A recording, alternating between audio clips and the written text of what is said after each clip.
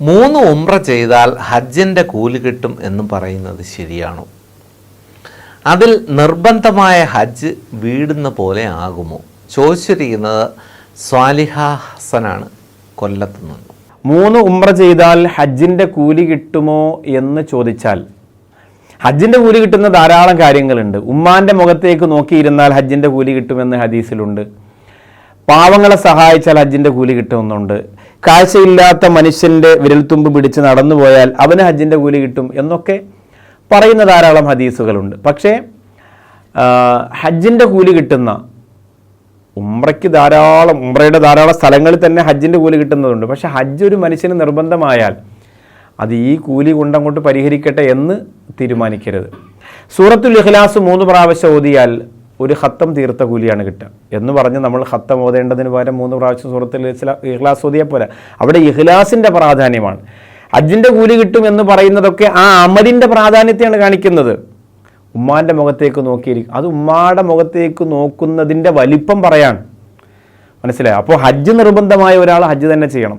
3 ഉംറ ചെയ്താൽ ഹജ്ജിൻ്റെ കൂലി കിട്ടട്ടെ.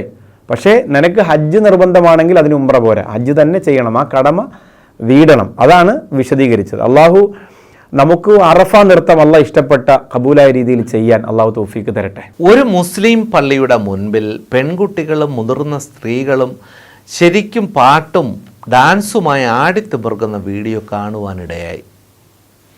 ഇനി എന്നാണ് ഉസ്താദെ ഇതൊക്കെ അവസാനിക്കുന്നത്? അവർക്ക് വേണ്ടി അങ്ങേക്ക് എന്തെങ്കിലും ഉപദേശം നൽകുവാൻ കഴിയുമോ? ചോദിച്ചിരിക്കുന്നത് അഷറഫാണ്, കടയ്ക്കൽ നിന്നും. സത്യത്തിൽ അവർക്ക് വേണ്ടി ഉപദേശം കൊടുത്തിട്ട് കാര്യമില്ലാന്ന് തോന്നുകയാണ്.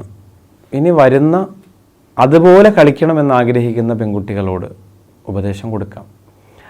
അള്ളാഹുവിൻ്റെ പള്ളിയുടെ പരിസരത്ത് താമസിക്കാൻ പോലും മഹാന്മാർക്ക് പേടിയാണ്. എന്താ കാരണം? എപ്പോഴും അള്ളാഹുവിൻ്റെ മലക്കുകളുടെ സഞ്ചാരമുള്ള സ്ഥലമാണ് പടച്ചവൻ്റെ പള്ളി. അള്ളാഹ്ക്ക് ദുനിയാവിൽ ഏറ്റവും ഇഷ്ടപ്പെട്ട സ്ഥലമാണ് അള്ളാഹിൻ്റെ പള്ളി. അപ്പോൾ അതിൻ്റെ പരിസരത്ത് മലക്കുകൾ വരുമ്പോൾ നമ്മുടെ ഒരു മാനസികാവസ്ഥ, നമ്മുടെ വസ്ത്രധാരണം, നമ്മുടെ സംഭാഷണം, നമ്മുടെ ഇടപെടൽ അതൊക്കെ മോശമായാൽ അത് നമ്മുടെ ഭാവിയെ, ദുനിയാവിലെയും ആഖിറത്തെയും ബാധിക്കുമല്ലോ എന്നുള്ളൊരു ഭയമാണ് അങ്ങനെ ഭയപ്പെട്ടിരുന്നെങ്കിൽ.